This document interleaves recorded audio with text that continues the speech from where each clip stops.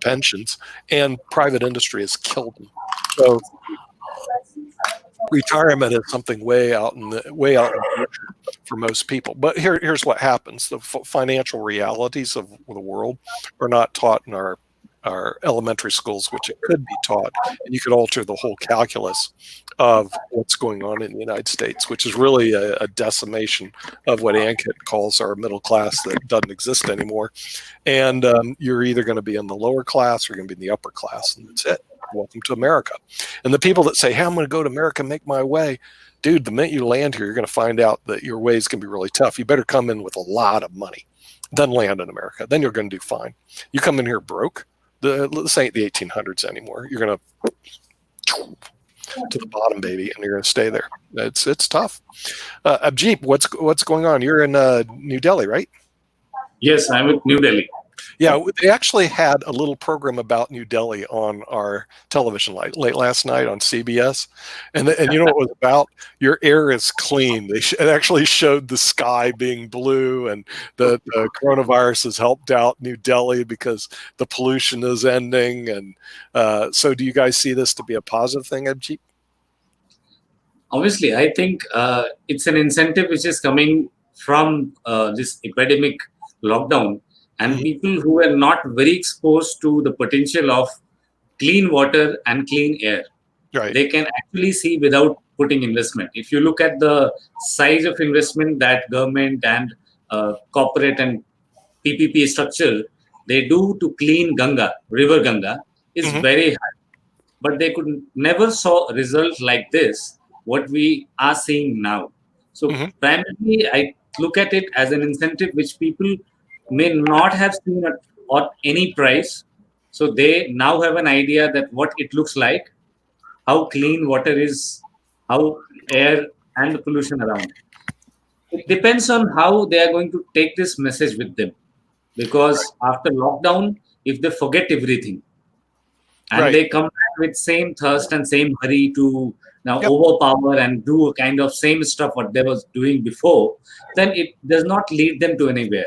They need to understand that it is possible to have Delhi. I must tell you, is one of the highest polluted city in the world, not only in India. So if there is no research, then the only research can happen is people in Delhi. They are taking air and water both highly polluted, but still they're alive. If still there is not some kind of epidemic which is hitting them. So now I think it's an incentive. They should restructure their opening. Lockdown was accidental, but when they are opening back and the cars, when they are going to come back on the roads, they can schedule them. And I think Delhi government and government of India is doing same. They are not allowing all vehicles to come back at the same time and bring the same kind of hazardness.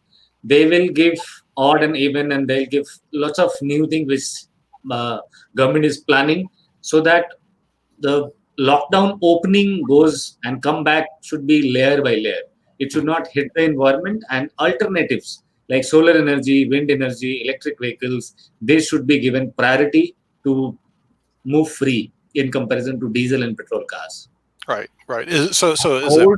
Old petrol cars and old diesel cars should be stripped of their certificate, roadworthiness certificate, beyond a certain age.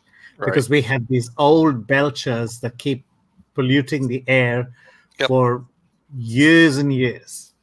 Yeah, because the thing is, what Abhijeet's saying is something that I'm concerned about, that will gravitate back to the norm. So right now, air is clean in New Delhi, but just the nature of the beast.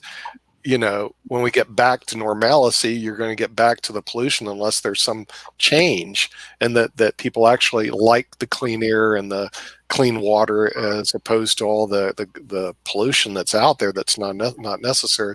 And see, I'm afraid in our cities we're going to see the same thing. In other words, that we're going to learn nothing from this. In other words, we're just going to gravitate back to the norm, and what's going to happen is the place is going to get polluted again, and no one really cares. Now, the cities. Abhijeet, that government keeps a lot of fund for cleaning river Ganga and river Yamuna and a lot of other water we have around India. So can we save that money and put it in some other fund?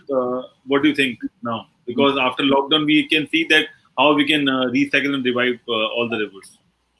See, relocation of fund is definitely a very good idea to use that. But still, some projects which are in mid of their development and mid of the progress, they will anyway continue and they will complete.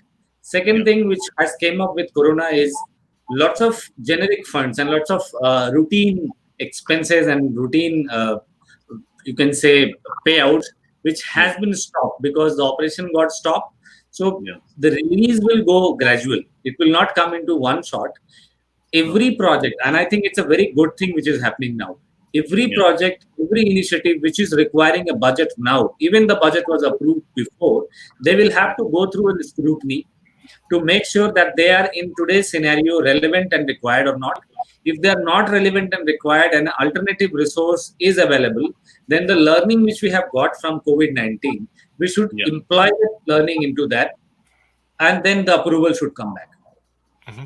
Yeah. And how do you see lockdown 4.0 coming in India? I mean, is it are we having a right plan forward, managing our resources?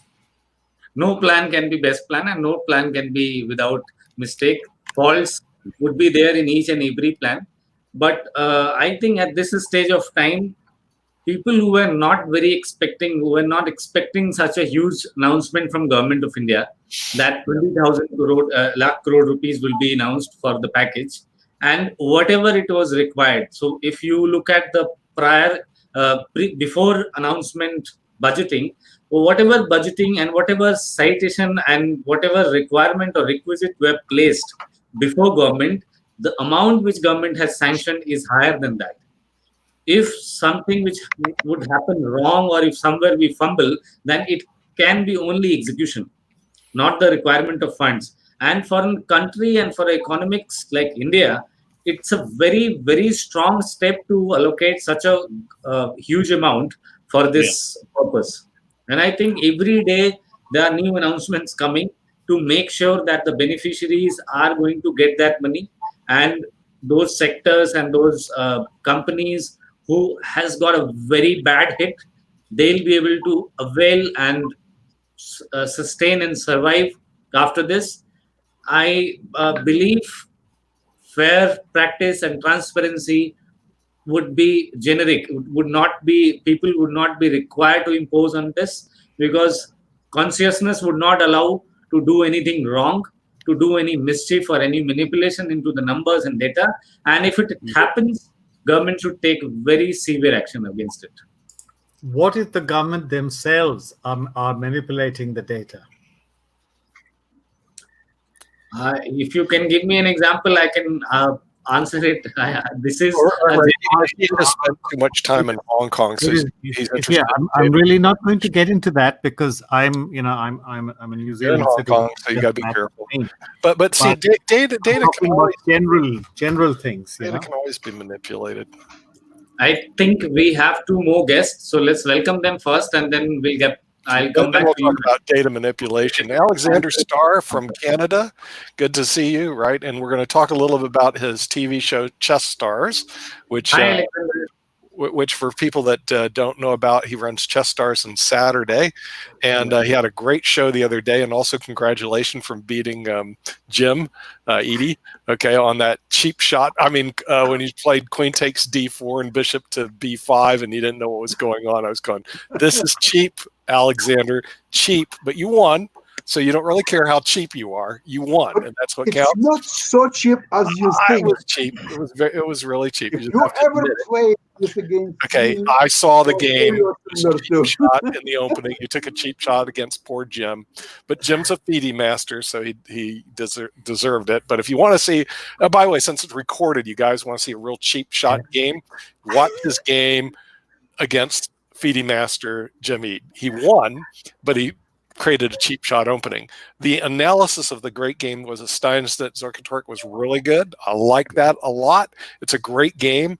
Although you have to wade through Alexander talking a lot at the beginning, scroll Yeah. just scroll through later All on. garbage has to be cut out. Yeah, yeah, right. But then when you scroll through, you're going to see a really great game that took place, I think, in 1895.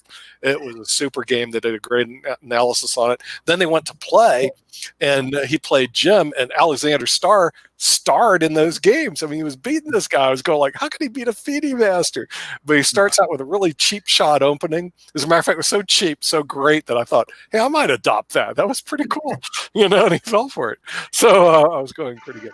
But it's Willie- not always so rosy for me. If you saw my game with Alexis Shirov, you saw what happened. Oh, Russian master, come on, beating up a poor American master. no, but Alexei Shirov, he was number 2 in the world. Okay, well, I know didn't what get you're the talking Shirov about. game. Shirov, I know, annihilated you. I didn't get to that yet, but I'll go look at that later on. Yeah. Reina, welcome from Malaysia. How are you doing? Yes, I'm fine. Thank you. You're doing fine. Great. Yeah, this is economics. Hi, Rana. How are you? Yes, how are you? How are you? And of course, we have Abhijeet from New Delhi, and Rakesh is from Hong Kong. So we have our international panel together, which is good because we're here to discuss the economy. At 1 o'clock, I believe we're going to have the dean of the University of Illinois Business School is going to join us. Just for the panel's note. And then Memorial Day, we have Memorial Day here next Monday. It's a big deal. People die. We have Victoria Day in Canada today. Okay, right. Well, I'm trying to get right now on our show the former dean of Yale University Business School, who's been on before, so you guys probably know him, Professor Schneider, along with the dean of University of Illinois Business School, along with the CEO of Overstock.com. Okay, which I don't know if Overstock.com gets into your countries or not. But anyway, it's a fairly nice, and the CEO of Leonard International. So we might have a good program on Monday. I have to get confirmations yet, but that's our plan for Memorial Day. It's actually I have a Memorial Day special on the economy. I have my Rolodex. I go through and invite these people, and hopefully they will show up. And if you guys show up, then we can ask them. We can pelter them with economics questions. So, Reina. Since you're in Malaysia, how is the economy in Malaysia doing right now? Yes, actually, Malaysia, I said from 4th of May, step by step, they are opening their business, their different kind of manufacturing. Let's say I live in Subang Jaya. It's near Shah Alam. So Shah Alam actually a manufacturing hub. A lot of manufacturing company, they do their operations.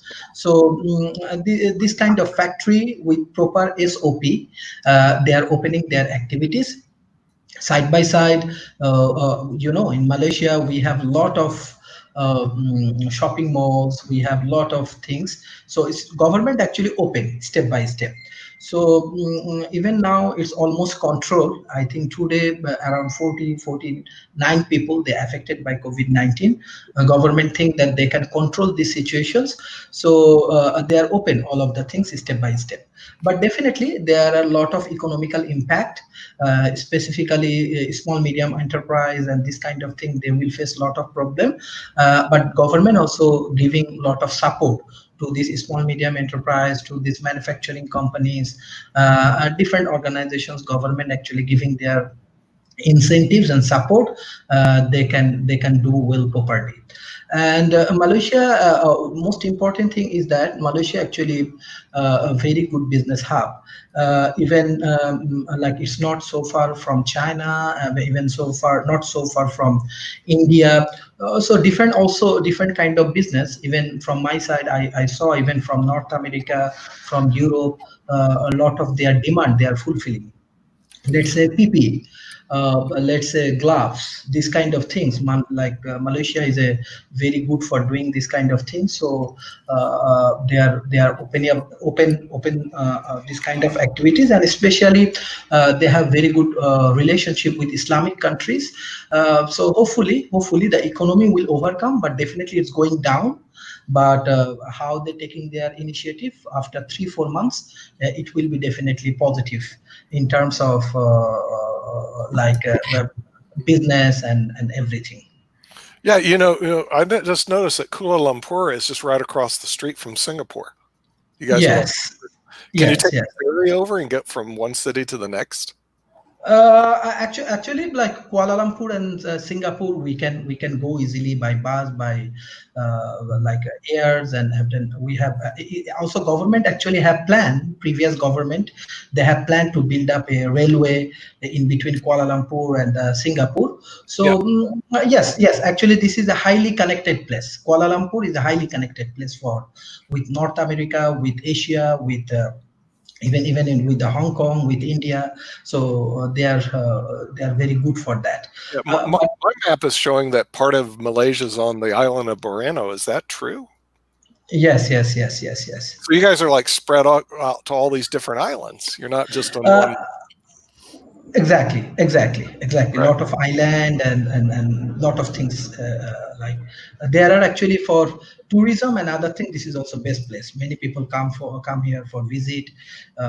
There are a lot of hotel industry, but for COVID-19, they are Right. highly affected. But they are trying to overcome, especially for small medium enterprise. Right.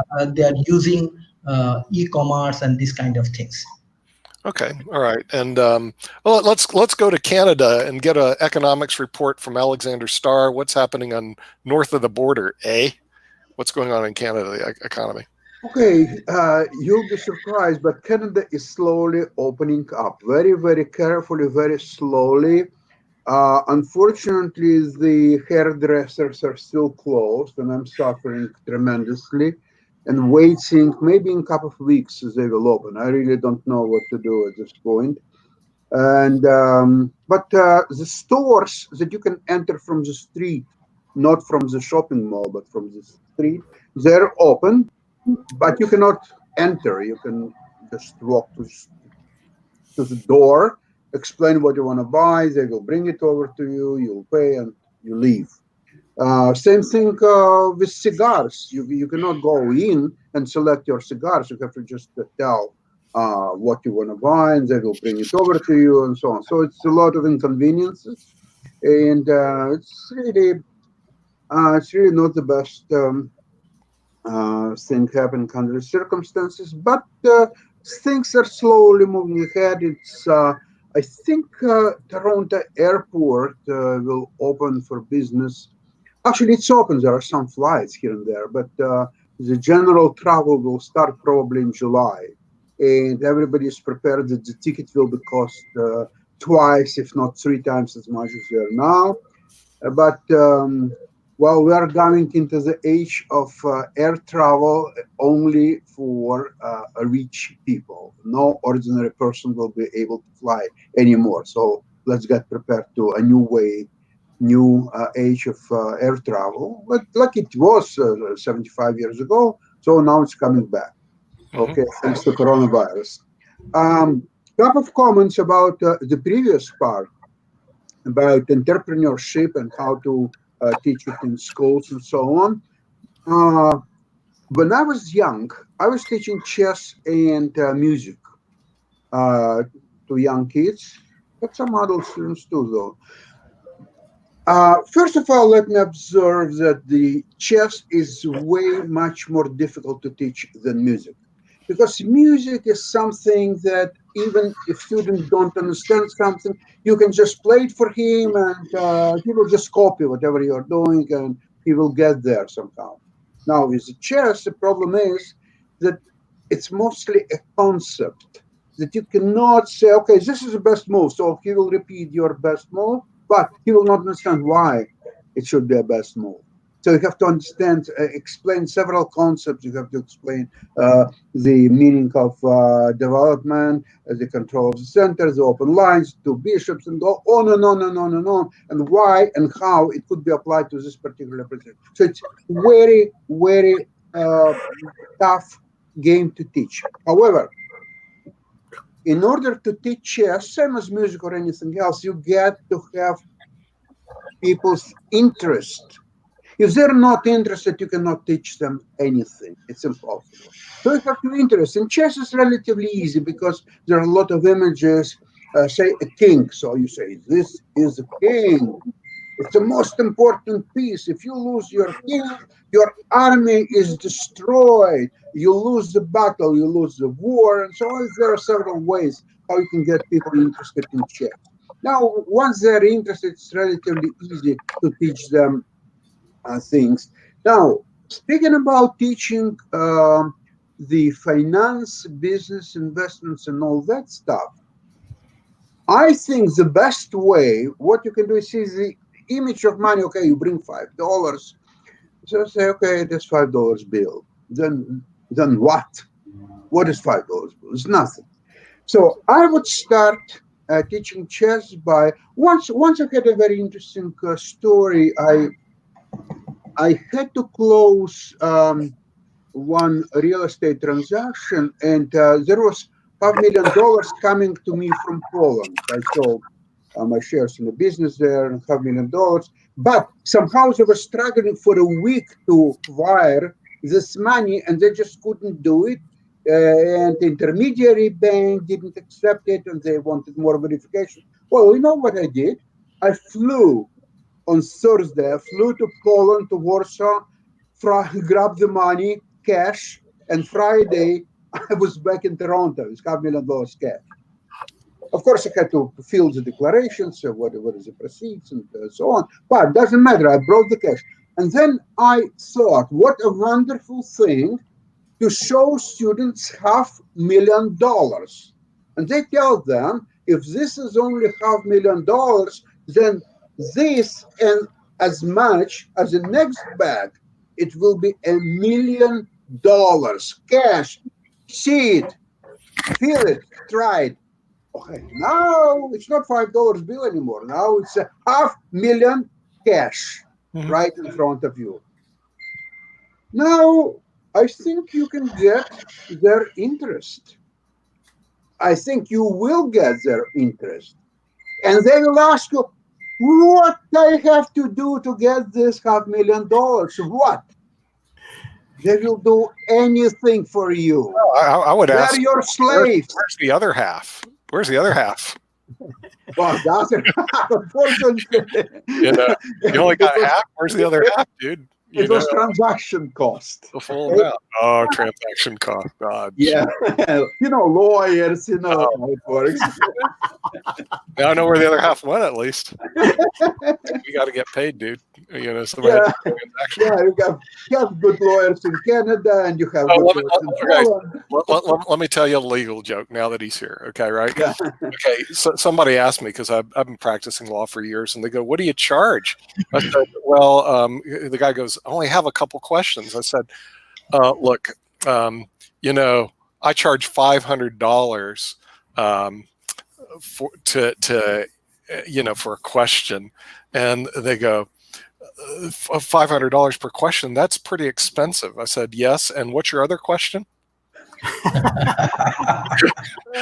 And that's how lawyers make money. Hey, but it must have been 30 years ago, because I don't think that you charge now $500 an hour. $500 an hour. Yeah, that's basically rack rate right now, in case you guys don't know, for legal time in the U.S. You didn't know that. $500 an hour. Hello. An hour. Hello. Yeah, you want to see my contracts? These guys pay me. I'll show you. Because I have my retainers out. So when Kim goes, hey, you want to be on the TV? I go, hey, look, I'm pretty expensive labor. You don't really want me on television. So at $500 an hour, this is a lot of legal time. But see, this is legal work. I just spoke a couple of days ago to a partner of a law firm here in Canada. He said that his time is worth $750 an hour. Yeah, so I was surprised that you charge $5. Yeah, like at Winston and Strom, I have some friends that bill $750 an hour. Some that I hire, the lowest I ever got when I hire attorneys is like $200 an hour. A lot of them range $350 to $400 an hour. Right. $500 an hour. I usually depend on the type of work. I do $350 to $500 an hour on hourly rate work, and that's pretty common in the U.S. But I hire as well as I get hired out. It's kind of a weird thing, because I'm general counsel for a couple of our firms, so I have to hire other law firms, and some of them we pay $450 an hour. It's not uncommon. $750 an hour. Legal time in the United States is just really expensive, and you just kind of get used to it. The way it is. Are you doing cases on contingency? No.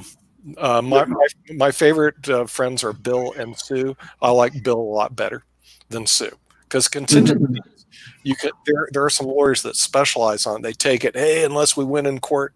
Listen, winning in court around here, you're talking 3 years. I've done them before. Okay, don't get me wrong. Okay, and I remember one case we made like 279,000 on this one case years ago, and I got out because I'm going 3 years. I mean, it's not like you win on contingency right away. So I stay away from contingency work. But there's some law firms that they specialize on it. We could do a whole show on legal, but we're not. Instead, Rakesh was asking me something. Yeah, Rakesh, you can go ahead. Yeah. You had a question, right? No, I'm just talking about when he's sitting. He's sweating over the legal bills he's about to get. But no, it's not good. Tell us what's happening in China, in the world's largest country, but India disputes that. I was just looking at a documentary on Explained on Netflix, and 100 of the parliamentarians in China are billionaires. Billionaires, not millionaires. Mm-hmm. We were talking. It was quite interesting. I don't know too much because Hong Kong is a separate world, but if that's a country which didn't have that many billionaires when it started off in the 1980s. So they are, I would say, they're feeling quite confident about handling the world because they're analyzing. What's the threat to China? The USA. USA has no middle class, no threat. No threat. Your defense budget is 16 times China's defense budget. Right. 50% of that is payroll. Right. No threat. So who's going to stop them? The Indians are. There's tons of them. Okay, and they're 1/5 the size of the GDP. Their economy is growing at 7% GDP. No, not anymore. Not anymore. Oh, that's because coronavirus. Mm-hmm. So we'll see. I'm not really sure where they're going. I mean, they certainly have a very large economy, and they certainly boost their economy up a lot over in China. And frankly, what happens is the U.S. supports it because they're one of our biggest trading partners. We buy a lot of stuff from India. I mean, not from India, from China. I don't know why we don't buy it from India. It doesn't seem to make any sense, but we actually do buy a lot of IT services over in India. In other words, medicine. Yeah. Medicine too. Yeah, so I'm not really sure where it's going. Products you get from India. It's very difficult to get products from India. It's very easy and it's very plenty that what you get from China. Yeah. Primarily, IT services, which you said you get easily from India, right, is because regulatory bodies into IT service are very lean. They cannot control a company from outsourcing an IT service from any part of the world. But when it comes to retail products, when it comes to FMCG products, or maybe electronic or electrical products, then there has to be lots of certification issues with the government of your country or any country for that sake. Maybe Europe, or it can be United States. When we do this global trade and world trade WTO agreements, it usually comes up to us that we are free to trade there, and they are also free to trade here in India. Right. But in actual transitions, we have almost all chain of global restaurants, be it KFC, be it Starbucks, everything. What you have there, we have here. But when in turn it comes to us that we would have our retail stores, then there are lots of tasting certification which comes in the way. Our medicines, our chemicals, our cosmetics, most of the things denied from the commission. So that is why you don't get. And I think now market is changing, and people are more interested in not from the food product, but also from the cosmetics and the wellness products and the medical care products to take it from India. Yeah. I can see a lot of production being done over there. But in China, the thing is, what's apparently we have a problem beaming in. I know that Rakesh comes into Hong Kong but we almost never have anybody from mainland China on any of our shows. So, and they have more billionaires there. I don't understand China. How can you be a communist country and have 100 billionaires? How do you do that, Rakesh? Well, I can't say. I've only been there for a few visits, but I can say this much, that they are very, very responsive to manufacturing challenges. I tried to export once, televisions from India to the UK. I was working with an English company then, and they had this contract. I just couldn't get anybody in India to manufacture something which just met the fire safety standards of the UK. But in China, they would do it in a trice, because they are so much more flexible. And I learned that much later when I joined with Whirlpool, who had operations both in India and China, because that they have a PLA person sitting in on almost every meeting, People's Liberation Army person sitting in on every meeting, and they get things done. Oh, really? Okay. So in China, they're more aggressive to make sure that's how they became the factory of the world. Right? You can't do that in a democracy like India, and especially a diverse democracy where each state speaks a different language. You just can't do it. That is a much more homogeneous country, a much more disciplined country. While in India, you just wouldn't be able to do that. Individual brilliance you will find in India. Team brilliance you will find in China. But how? The question was, how do they have multi-billionaires? 100 multi-billionaires, right? 100 millionaires, billionaires sit on their. How come in a socialist country like China? Your notions of communism have long since been abandoned out there. That's what I think. It's long since been abandoned. They have no people in extreme poverty. Absolutely zero. You go to Orissa, you will find hundreds of thousands. Yeah, they built up the one thing I think they did a good job is they've built up a lot of their people are doing well financially, which I think is really good. I don't really care about anywhere else in the world. And it's really, are they taking care of their people? And I think in China they do a good job with that. So regardless of what anybody else says about you like or hate, who cares? They're taking care of their people, and that's the important thing. So, but in terms of like us, when we broadcast, I notice we get a lot of people from all over the world, and then I go to mainland China. I'm going, are we having government problems? Are we having language barrier? Because they speak Mandarin and Cantonese, and we don't. So Don't bet on it. One of the Whirlpool guys said that he had this PLA gay guy sitting on the board meeting. They thought he couldn't speak English. On the last meeting, when they were discussing something really critically important, he spoke in perfect unaccented English. Really? Yeah. Don't bet on it. I'm just saying that from our broadcasting, I've had people send me comments from the Philippines, from Africa, obviously from Australia. But here's two countries which I haven't got comments on: Russia and China. And I'm going like, what gives? Are we still doing some Cold War stuff going on? Now, Alexander Starr, since Alexander Starr used to live in Moscow, he may be able to give me a better perspective on what deals in Russia. And I was there about 6 years ago. I went to St. Petersburg. I was treated, it was really great. They had great food, great people. I was in a great hotel called the Petro Palace in St. Petersburg. I had a great time in Russia.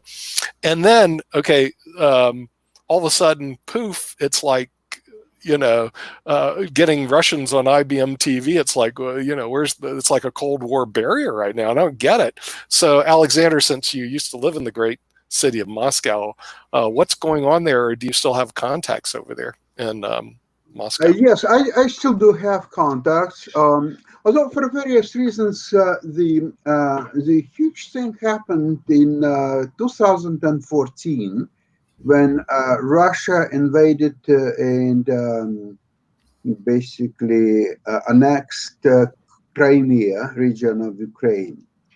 That was really something would immediately put a border and a huge barrier, I would say, between those people who supported this Russian action and those people who were obviously against it. I'm happen to be one who was adamantly against that. It could have and should have been done completely differently and so on. But it seems to me Russia, like in many cases, they're more worried about the end result rather the way how to achieve that. They're not so much concerned. And so from that point on, Russia became more or less isolated on international arena. However, you must admit that Mr. Putin, he's a great tactician and he's brilliantly displaying lousy cards that he was dealt. He's playing them brilliantly against the United States, against basically all outside world. Now, with this coronavirus collapse and oil prices and everything else, it remains to be seen how he will continue to display his lousy hand and continue to get any positive results. It may not last forever and shouldn't last, but it's still going on. Yeah. Now he is concerned about the amendment to Constitution that would allow him to rule for the next 275 years.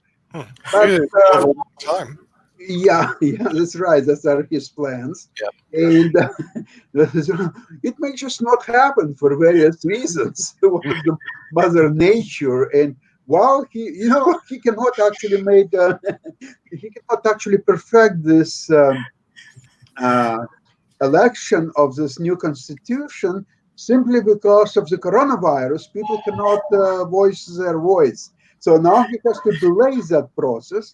Right. And obviously, they wouldn't trust such thing as the election by mail service or so on. They're not like Americans. Americans can do mail election, but in Russia, they will never go for it.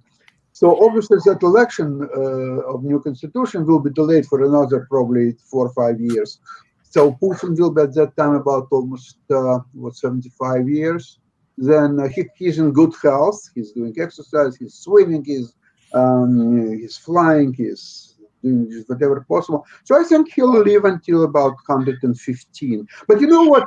Interestingly, a friend of mine after 2014, he started really to worry about his health. He started exercises. He has his time for a fitness club, and he's doing the diet and so on.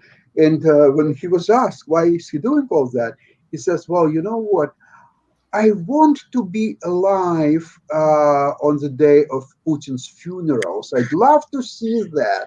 And the only way to do it, because he's such in good shape, I have to be even in better shape." So that's what he's doing. But see, it doesn't. I look at the numbers. Doesn't Russia have some demographic issues? First of all, they're not that big anymore. They have 175 million people. Okay, China's sitting with over 1 billion. India has over 1 billion. And Russia has 175 million. And it's not a growing population. It's actually a shrinking population. They only have really 3 major cities, I think right now, maybe 4. Moscow, St. Petersburg, Vladivostok, and maybe Stalingrad. And then that's about it. The rest of it's vast territory of nothing. But don't they face a bit of a problem that their demographics are pretty small, even though it's beautiful? I mean, I really love St. Petersburg. I'm hoping that the relationship with the United States and Russia get better. I've been trying to improve it. But over here, if you tell people, hey, Russia's beautiful and we had a great time there, they look at me like, you're sick. We're supposed to be at war with them or something. I go like, why? The fact is, we're not at war with them. They have a beautiful country. The people were really nice at the Petro Palace. The hotel people were nice. All the people that were at the restaurants were nice. I just had a super great time in St. Petersburg.